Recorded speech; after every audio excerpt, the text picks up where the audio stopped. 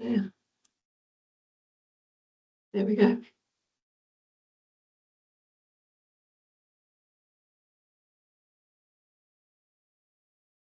Can you hear us, Lindsay? He's on mute. Yeah, right.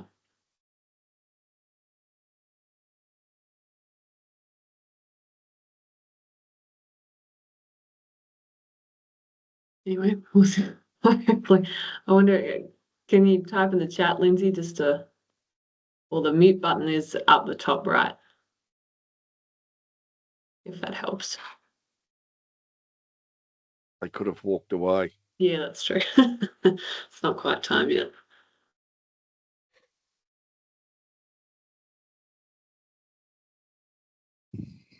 Is that one of Beck Stacey's groups?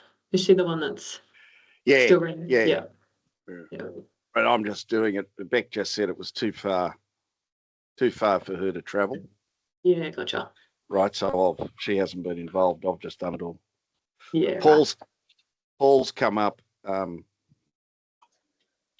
Simpson's come up a number of times. Initially, he says, "I'm just coming to the first meeting," and that's it. He's turned up to all the rest. So. Okay. There you go. Hey, Sal. Hey. Hey, Paul. How we going? Hello, Sally. Paul. You're just on mute. Ring you back. I'll talk to you. Got it. There we go. Is that better? There we go. Now we can hear you. Yep. Perfect.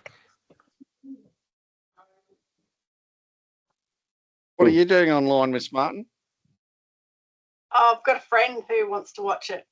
Oh, right, fair enough. Yeah, good. Setting up the tech. Where are they? Are they in Texas? Yeah. No, I'm just trying to keep you accountable, Phil. Oh, geez. Oh, crikey. Finn's obviously. Finn's obviously given you a task.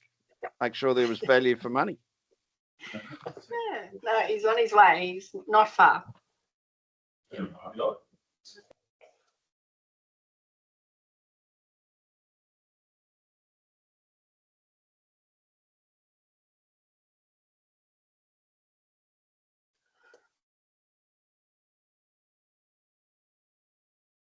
Should be about 10 of us online, so we'll just wait a couple more minutes. Absolutely. Yeah.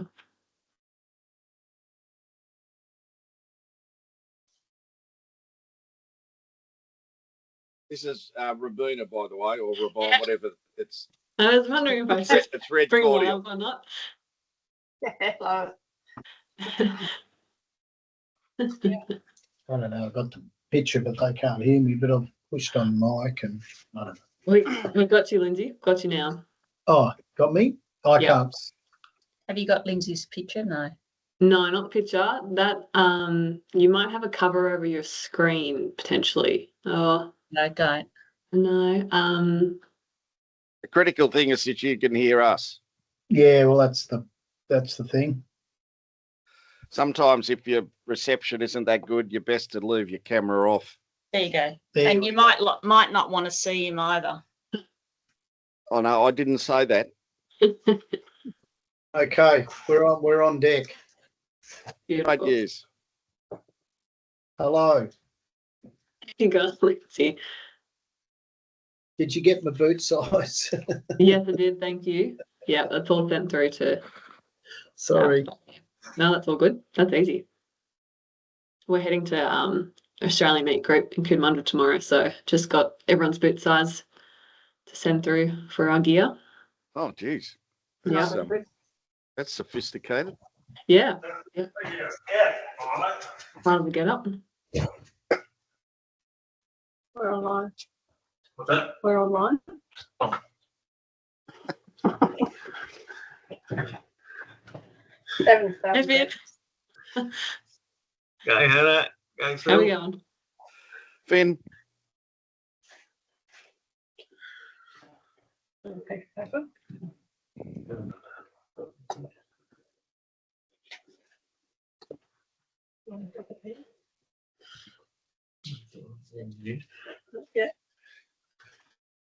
Yeah.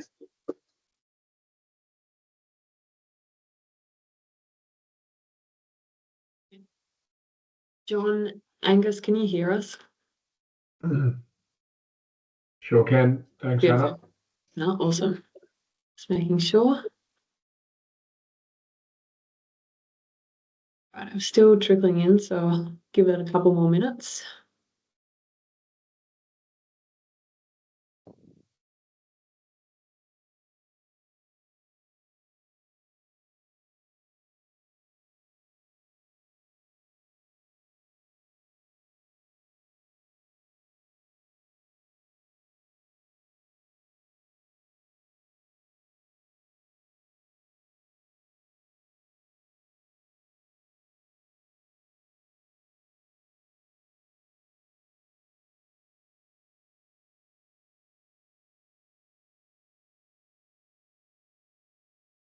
Hi, Phil, Joe, how are we going?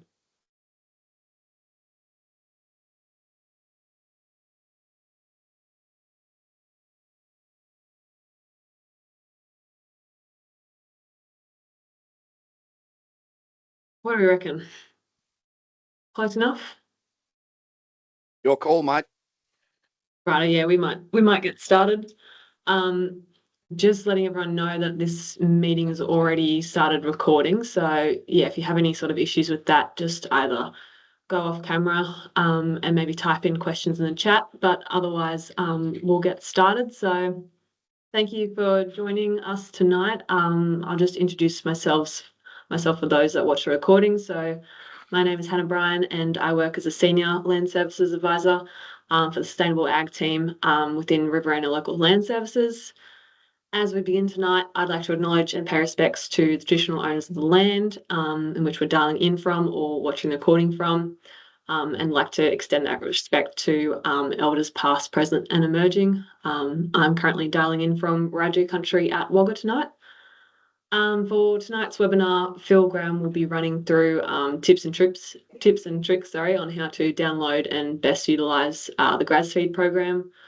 You would have all already been introduced to this program, but this webinar will obviously just work as a bit of more of a tool on how best to use that program. I've asked you all to print out the guide, the GrazFeed guide that Phil passed around in the workshops, and I also attached it to the meeting invite.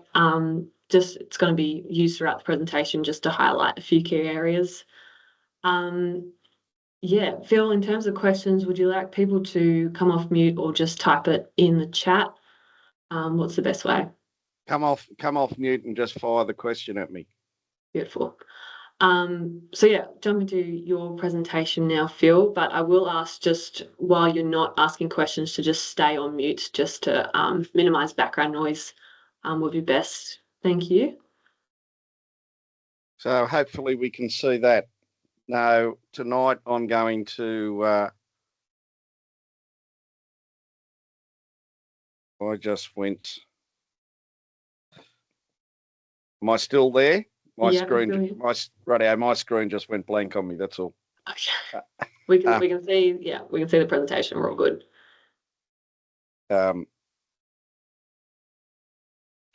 Now, I'm not sure how many people have downloaded it or are still trying to do it. So the first bit I'm going to do is how do we download the program off CSIRO's data shop. So if you just type in data shop or CSIRO's data shop, this will be the first screen that comes up.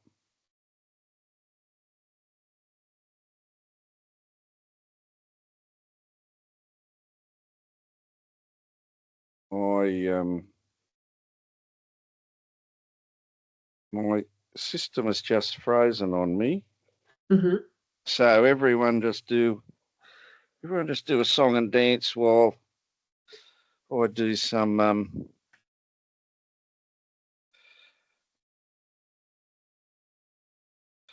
here we go.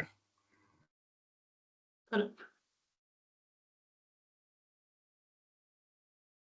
Rightio. You go to data shop and then lower down on the screen, there's about 12 things you can download. What you want to do is just scroll through them and find the one that says GrazFeed. So that's the one I've circled. You've got that picture of the person feeding some hay on a vehicle. So remember, there's GrazFeed and there's GrassGrow. Sometimes people get confused. You want to get GrazFeed, and you just remember it's $70. So you click on that, you add it to the cart like you do in a number of things. Once that goes through, you'll end up getting a page like this. They will want you to create an account. Now, that might annoy the living daylights out of you, but you do need to do it. So once the process has gone through, you will get this page. That's the top half of it. The bottom half of it is this. And why we need to go through this is you can download the program pretty easily, but you got to get an activation key. And unfortunately, they tend to hide where the activation key is. So you've gone in, you've put it in the cart, you've paid for it. You'll then get this sheet that I'm on present, and right at the bottom of highlighted software key products, head to the data shop for instructions on activating the software. So you click on that, you go back to the data shop, and you will, to in fact download it, you will have created an account. So you'll click on your account, log into it, and then you go to, if you look up the top of circle, there'll be a My Account. So you click on that, and you get to this point, and over on the left-hand side under My Account is orders. Now, you can see on mine, I've got 3 orders because I've been, for 3 years, I've been paying for my yearly GrazFeed subscription. So you click on orders, and if this is your first time, you'll just have one order come up. So click on orders, find the order that you've just completed, and then in this bit with details, click on that. And what you get when you go down is you'll find a bit that says this annual subscription, software key, and then you get this combination of numbers and letters. That is what you need to type in. So when you open up GrazFeed, I think it will have your name in the top, and there'll be a second box, and it'll just have the word key off to the left-hand side. You type whatever key you're given on that page into that box, and that activates your software program. Now, as I've put up the top, you type it in exactly as it is. So you've got to put in the little dashes between the 3 groups of numbers. Right, so there's a bit of fiddling around, but unless you get that software key, your program won't turn on. So if you've bought it, that software key is always put in your account. Now I'm going to send these slides to Hannah tonight. She sends them out. You'll again have them as a reference of stepping through the steps. Personally, I think finding this key could be done a bit better, but that's the way they've done it. So the price, $70, $7 GST, 77. They haven't altered the price in the 3-year period since they've gone this way. So that's how you get GrazFeed onto your system.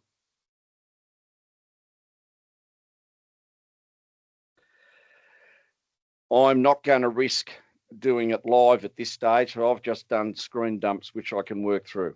So once you get it up and running and you turn it on, this is the first screen you get, and you'll see, if you remember, across the top, we've got those pages. Page 1, pasture 1, pasture 2, weather, supplements, breed, animals, females, feeding. Now, the one you want to use this program for is the last one, which is the feeding one. But all the information before that is going to influence the results you get at the feeding level. Now, there's also the info button. You can create files, you can save them, just like any other program. And so normally you'll just hit the next button.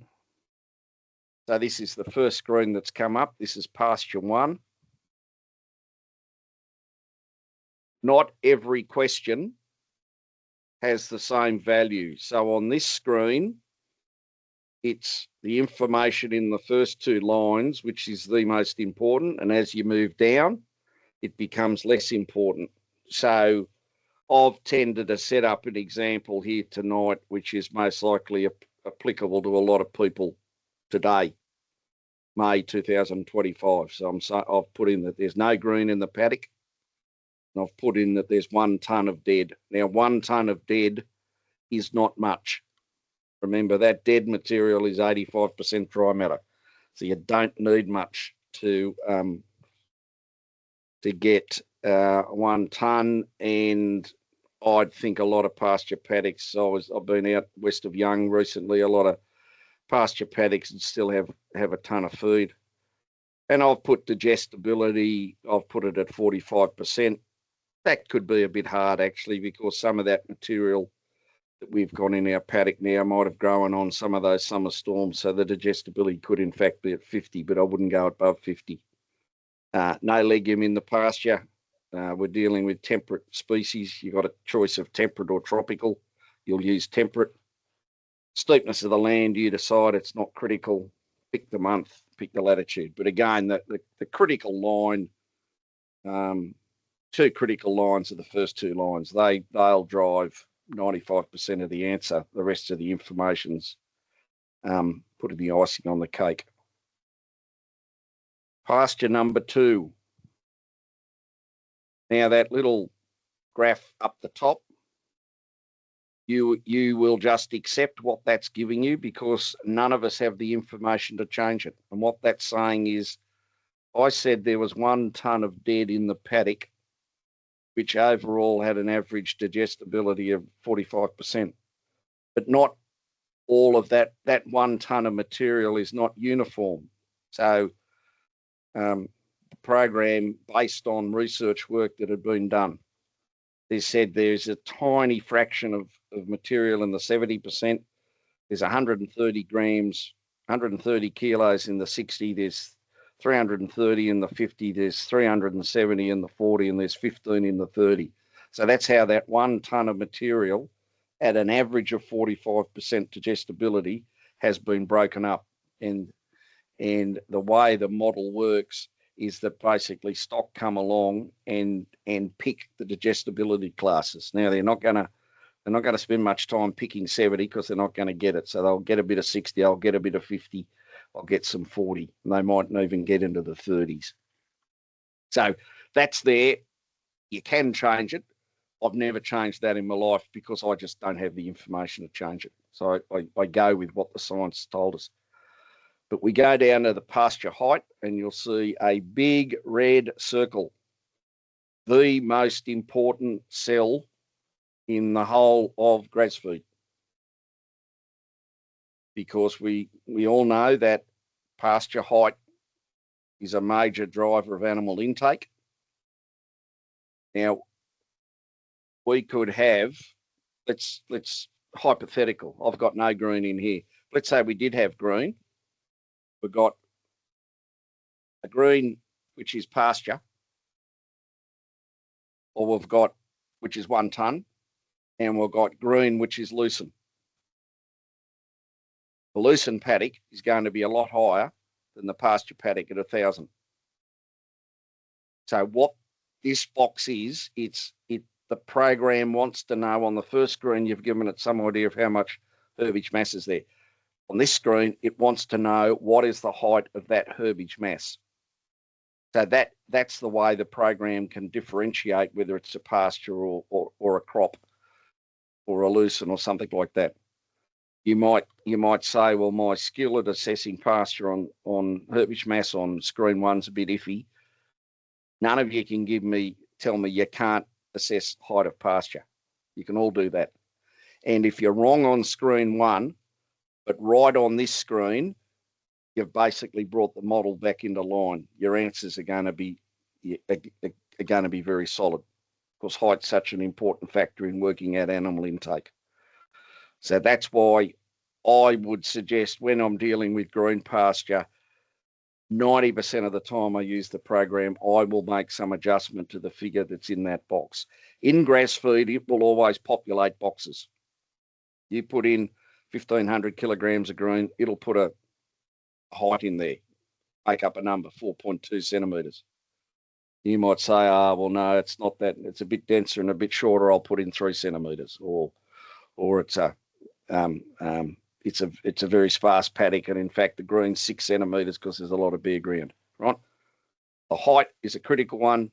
So on those notes that you would have, I think I highlighted that. Highlight it again. Stars, asterisks, do what you want. Critical one. Get that right, and you sort of really ensure that the program's performing to its best.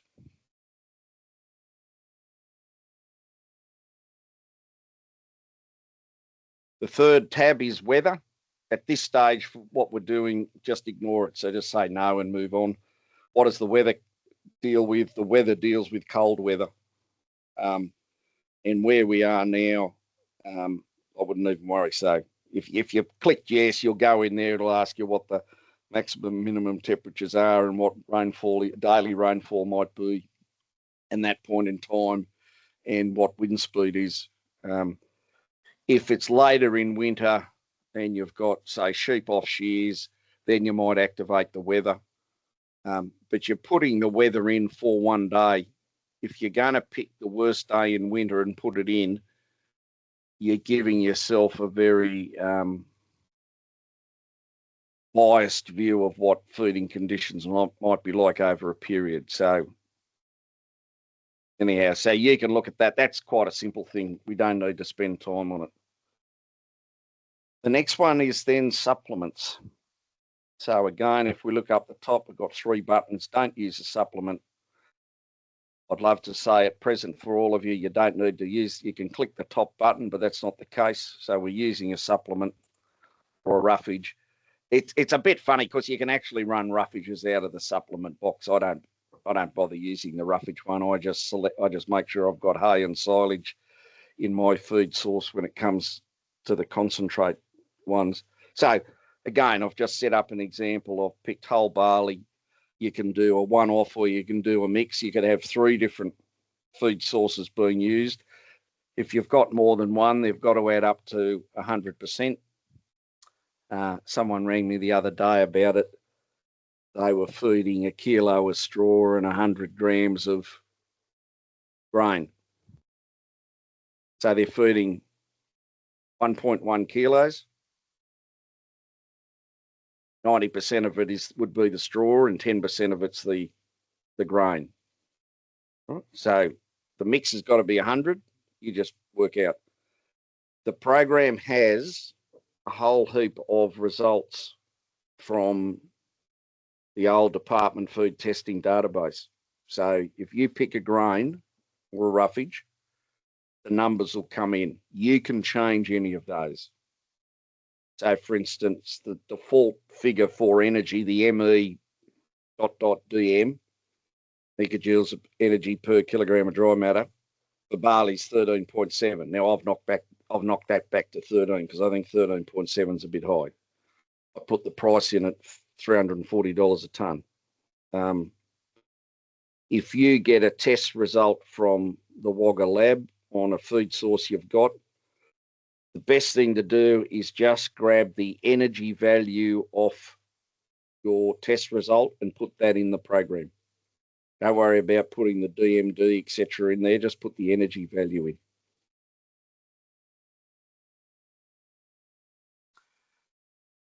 Going on the same screen, but I should have done this the other way, really. But when you click on it, you can see there's a whole range of feeds comes up that are available, which I can just click on. If I click on any of those, there'd be information dropped in that yellow area.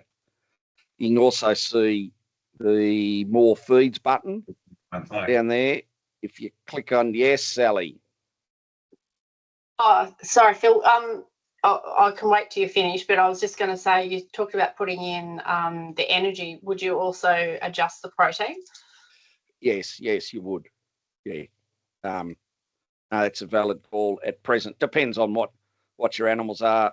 If we're really just in a feeding adult animals in a maintenance level. Energy is the critical thing. If we're trying to get growth in lambs at present, well, the protein becomes important. Yeah, if you get a test result, you'll put in the energy and protein levels off your test result. So there's more feeds. I'll be very surprised if you can't find a feed already sitting in the database on this program to use. If you can find something that's not in there, I'd question why you're even using it, because it must be very rare, and normally very rare things end up being a bit of a danger. So that's it. Now, how some people will use the program is they haven't got a feed and they're looking at what can I buy at present. All right. Right now I can buy barley at X and I can buy corn at Y. So you set it up, you do a run with the barley at whatever price you can buy at. Get the result, write it down, save it, come back, change the supplement to corn, do the same run again, and compare the outputs of, and we'll get to the outputs, how are the animals performing in terms of gain and cost, and use that in decision making to decide I'm going to go left, right, or somewhere in between. So you've either got the product, or you're looking at working out, or even could be pellets, could be a whole lot of things. You can do a number of runs and test it, and the evaluation you're basing it on is a weight gain in the animal, and what's the cost of achieving that.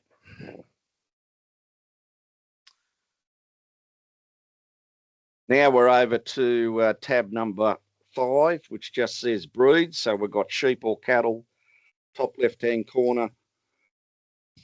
There's a series of names in the one above, so you can see medium merino or Polworth. That box is only to get you in the ballpark and give you some numbers. What is critical is, again, the number circled in red. The weight of the mature female, because it could be sheep or cow. The weight of the mature female in average condition, that's condition score 3. So if we're dealing with sheep, that's fleece-free, gut empty. If we're dealing with cows, that's gut empty. This is what's called a standard reference weight. Why does the program want to know that? This is setting the program, it's giving the program a guide of what's the genetics we're dealing with in terms of growth. And I think the best example I can give is, in fact, an Angus one. We could put Angus in, but within New South Wales at present, we could have a mature Angus cow in condition score 3, which is 400 kilos if it's a low line, and we could have a cow in condition score 3 who's much closer to 700 kilos. They're all Angus cows, but the progeny out of a 700 kilo cow is going to grow totally differently than out of a 400, and then the kilos to keep a 700 kilo cow at maintenance is going to be totally different. So it's none of the words up the top, it's in that box. And that might be an interesting one for you to think through. I tend to find the majority of producers aren't quite sure what sort of the mature weight of their breeds are. And it is a range, because, geez, in a cattle herd, you might have a range of 80 or 100 kilos. In a ewe flock, which I know better, it's 15 to 20 kilos between the lightest and the heaviest. So it's where's it sitting in the middle? There's some information about the fleece weight and yield, but that's a minor part of the equation. It's really that getting that reference weight right. And once you've decided and you're happy with the reference weight for your place, that number will never change when you do another run. This is a breed weight. It's not the weight of the animals now. They're two separate things. People happy with that? Yell out if you're not. We've now moved to the tab called Animals. So again, for the cattle producers, just replace all the cattle to replace the sheep terminology with cattle terminology. For this example, I've just done it for a mature ewe. So you click the two buttons. So the first one's the class, and then there's the age. Then we get on to what is the weights now, and the age and the depth of the fleece. These relate to the animals you're actually doing this runabout. The last one was the breed. This one is what's the condition of the animals I want to know. So in these mature ewes, on the last screen I said they were 60 kilos. On this screen, I've said 56 kilos. So that means they're most likely, they're not 3 score, because if they're 3 score, they'd be 60 kilos. They're 2.5 score. Right? Age is there. It's not that critical. Depth of the fleece. And if I was doing a mob of mature ewes, it doesn't matter whether I put 3, 4, 5 in there. The bit down the bottom about grazing, obviously in our current circumstances, it doesn't apply. It very much is a 1%er. I'd very, very rarely ever use that. So now we've moved over to the females, because on that first screen, the last one, I said I'm dealing with my mature ewes. If they were males, I was dealing with the female tab won't come up. And what the female tab wants to know is where in the possible reproduction status are they? Are they dry? Are they pregnant? Or are they lactating? And we've now, in fact, got all the way through to triplets. Brood of the ram that these progeny were mated to. So in this case, if you were producing first cross lambs, you could put in there it's a merino ewe, but you've joined it to a terminal sire. Then it's going to ask you for sort of the weight of that terminal sire. So therefore, when the program works out on weight gains of the lambs, they're taking account that the genetics of this lamb is in fact a merino cross terminal. If we're just a straight bred scenario, as you see here, it's just it's a merino again. And the time since mated, so that's giving, I've said it's pregnant with one. That's giving an indication of how long ago, where along the line is fetus development carrying on. And the program tends to take, it's got to take a stab in the dark. So it takes 7 days off. I think I've got 40 days there. It will say that it'll be 40 minus 7 days. This ewe is 33 days pregnant. So you're setting all that up. That's all information you know. And finally, we get to the end result. I missed some. I'll come back to it. So in this case, there's a few ways you can get the program to generate numbers for you. In this one, I just said to the program, and I have got another a shot of this, please just work out what a maintenance rate is for me. So I've put all that information in. So we've told the program there's only 1 tonne of dead feed in the paddock. There's a height of the paddock. They're merinos with a standard reference weight of 60 kilos. These animals we want to get an answer on are 56 kilos ewes that are mature ewes that are 30 odd days pregnant. What the program's gone away, crunched the numbers, and these are daily figures. It's saying you need to 530 grams on the very left-hand side, 0.53 of a kilo, 530 grams. I had it in as a cost of $340 a tonne, so it's going to cost 18 cents. The animals will consume some of that dead pasture. They're eating half a kilo of dead pasture. They're eating 470 grams of the barley. Because that 530 grams is that's about 89% dry matter. So there is some water in that barley. So the difference between the 53 and the 47 is just the moisture content in the barley. And the program's come up and said that those ewes would be gaining 11 grams a day. But if you'll notice, there's two columns. The first column says weight gain with 11 in it. The second column says maternal gain with a 0. So if we've got a pregnant animal, we get two pieces of information. The 0 applies to what is happening in the ewe. The 11 grams is what's happening with the ewe and the fetus. So if we're putting the animals over a scale, they're putting on weight because there's a slight growth occurring in the fetus and placenta. The ewe itself, ignore the fetus, placenta, the ewe itself is staying static.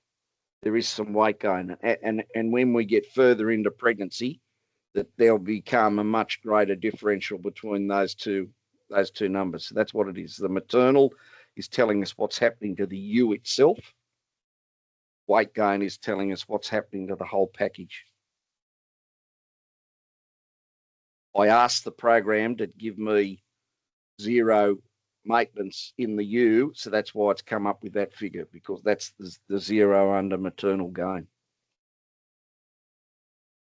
You can also get, I must have missed a slide, sorry.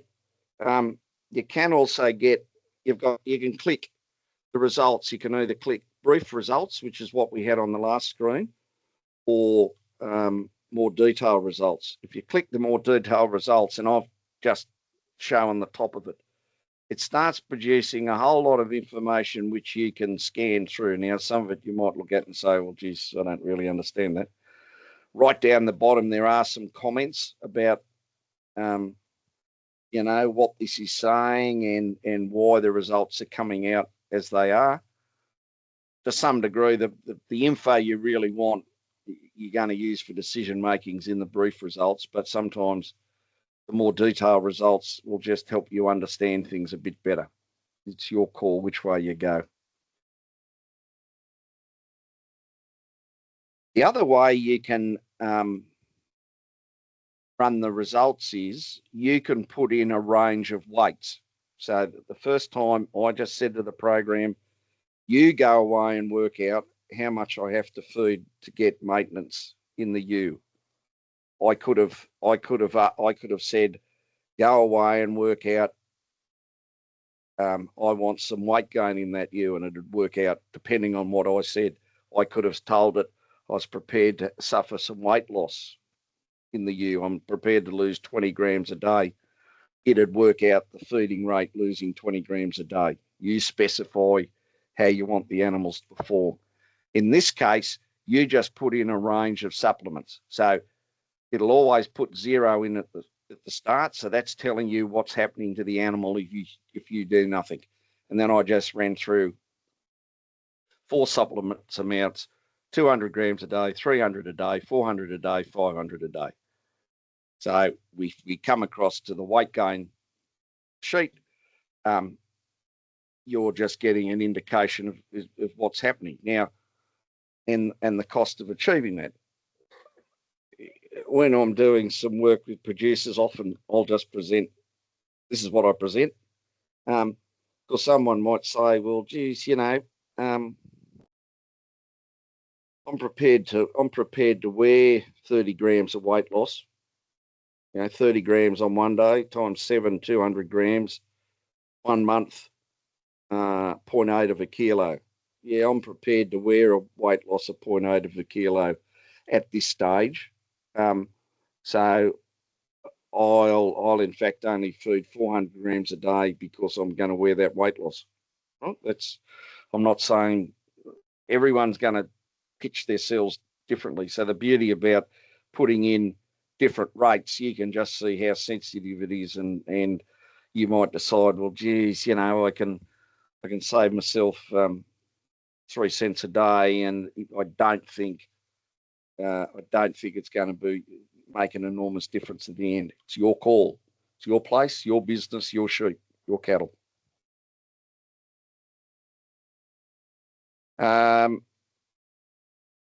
This example, if we just click remember the numbers, let's just remember the last two numbers in the weight gain column, minus 30 and 4 grams at 400 and 500. What have we got this time? We've now got the minus 30 at 300 grams. We've got 20 at the bottom instead of 4. We've got 2 instead of minus 30. What have I done? I've just put in that there was the smallest amount of green in the paddock. And that green was only 2 millimetres high. So on the very first screen, I put in that we had 50 kilos of green per hectare. So that's just a smattering of green, which around Yass is really what I'm seeing in paddocks. There is the green. I had it only 2 millimetres high. People say, oh, stock can't, that's too short, blah, blah, blah. They're actually harvesting something, and it's made a slight difference. If you look at that, the minus 30 figure, instead of 400 grams a day, has gone back to 300 grams a day. So it's easiest in times like this just say there's no green, but if you're seeing green, I wouldn't ignore it. I'd put a figure in. Now you might, what the kilograms dry matter would be is very hard, but you can work out what the height is, and it'll go down to 1 millimetre. It does add up. So that's really, that's it. If I just quickly flick back that slide, get the height right. Get the height right, and you start getting a high degree of accuracy out of this program. Get your mature weight of your females right, you know. So we got empty. So in cattle you might bring them in, leave them in the yards for half a day, weigh 20 or 30, get a feel for where they are. Are they a bit lighter than 3 score? Well, you'd add a little bit on. They're better than 3 score. You take a little bit off. Just give yourself get yourself in the ballpark. With some of the work I've done with Farming Forecaster of late, we need to sort of set standard reference weights, and I'll ask people what the standard reference weight is, and some of the cattle producers might say, oh well, they could sort of be 550, or they could sort of be 600, or they might even be 650, right? You should be able to get a bit closer than that, than a range of 100, or within sheep, you should be able to be within 5 kilo range, because it's an important thing. That's size is dictating animal feed intakes, and you should have a picture in your mind of sort of where the average of your breed sits. Most of the questions after that are ones that you know, and do a number of runs. So I might stop there, Hannah, if people have got questions, and if that's going okay, I might even try to go live and do an example as well. So let's see if anyone have got questions or things they're not quite sure about. Beautiful, thank you, Phil. Sally, got a question? Yeah, Phil, is there an option to do whether they're on trial feeding or in feeders? No, it's just assuming that they are getting that amount you put in there. Right? So it's working a rate out. Let's say the rate was 500 grams. It's assuming that if the animals get 500 grams, this is what's happening. The reality is, in any mob, if the average was 500, some might be getting 550 and some might be getting 450. So the 450 are the ones that are going to be slightly going backwards and the 550 are going ahead. So it's giving you a picture of that average value of where things are going.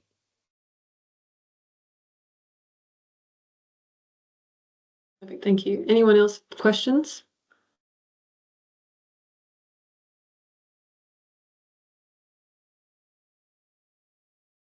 Phil, have you got? Just can't hear you, Phil, sorry. Do you want to try type in the chat? Sorry.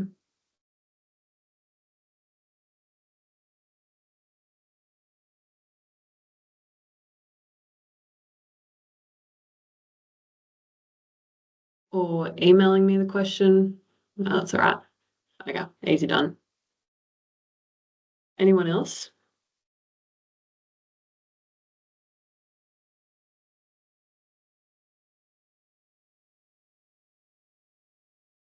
No, I don't think so. Thanks, Phil. Do we want to try and?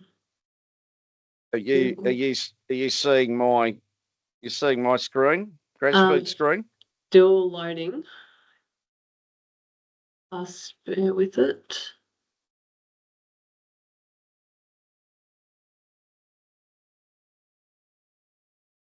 Anyone seeing that? No. No. Rightio. The joys of trying to go live.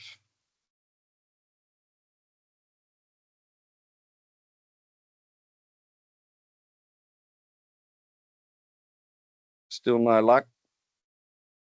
Nothing so far. Right. Well, it's not going to come up. The key thing I would say, you can, just like in any program, once you've done a run, if you look at some of the tabs across the top, you can save those runs. Right? You do a run, use blah blah, give it a name, label it. You can actually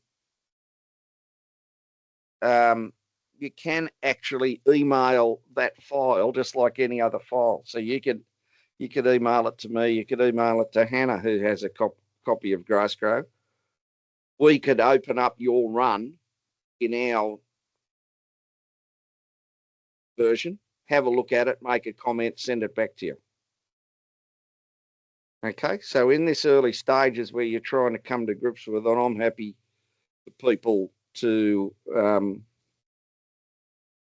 email me your runs, and I'll have a quick look.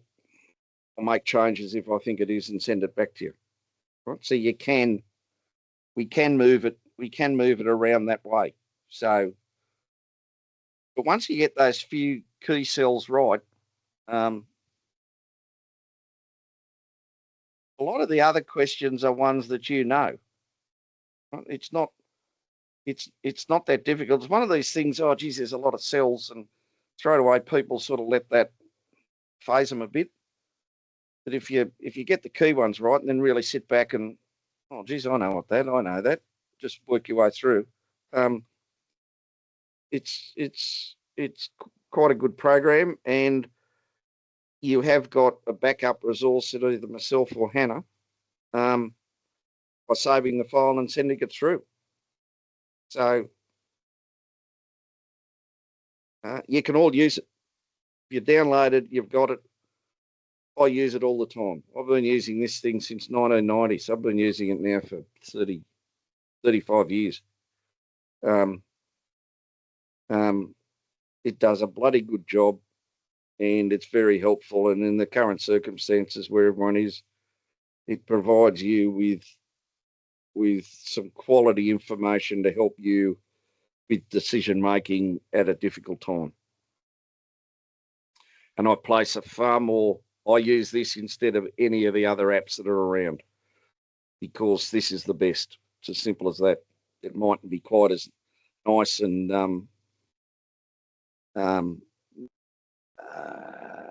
glossy or fancy, but boy, technically it's really good. Joe, question. You're on mute.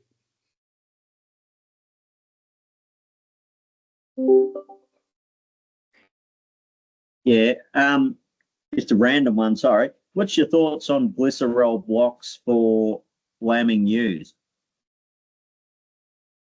They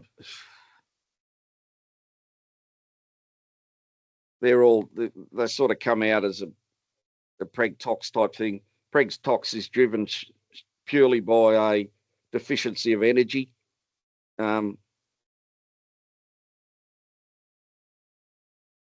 How you get that energy in, it doesn't matter.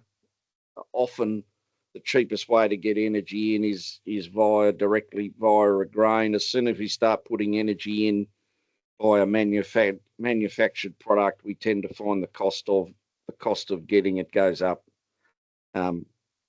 Locks or licks sometimes provide convenience to people. So I was with some people on the weekend, they're only at their place on weekends. So the block provides advantages to them because it can do a job while they're not there during the week.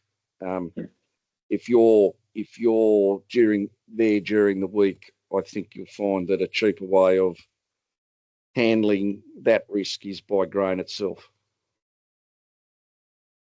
There's been a lot of over the years of this and that. We'll try this, we'll try more calcium, we'll try this. At the end of the day, it's bloody energy. The energy's not there. Very simple equation. The animal starts breaking down its own body tissue, and a byproduct of that breaking down of the fat are ketones. They get ketosis or acidosis, so they poison themselves. So if the animal isn't getting enough energy, they break fat down. Now, the fat of the ewe or the fat of the cow, we don't seem to get it that much in cattle. The fat of the ewe, the more at risk they are of acidosis, actually, because they've got more fat to break down. Whereas skinnier animals are not. But that's what it is. It's just purely energy deficiency.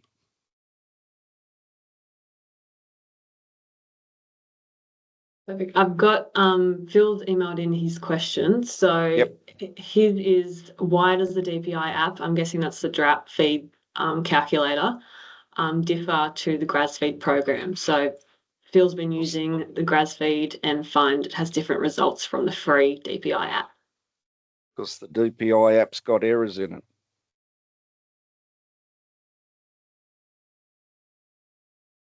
I've said it publicly before. I will say it publicly again. The DPI app should be taken off the market.